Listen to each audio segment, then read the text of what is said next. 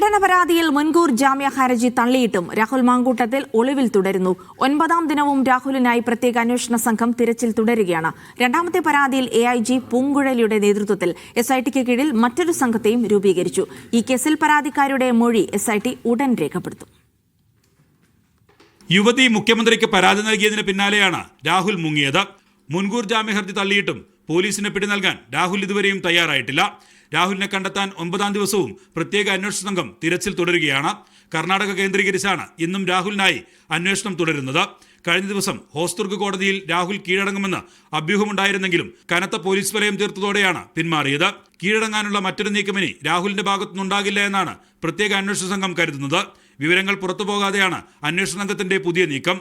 സുള്ളിയിലും കുടകിലും രാഹുലിന് പ്രത്യേകം സഹായം ലഭിച്ചിട്ടുണ്ടെന്നാണ് പോലീസിന് ലഭിച്ച വിവരം.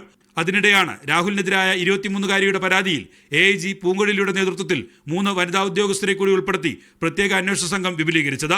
സമയമറിയിച്ചാൽ ഈ സംഘം പെൺകുട്ടിയുടെ മൊഴി രേഖപ്പെടുത്തും. മീഡിയ 1 തിരുവനന്തപുരം.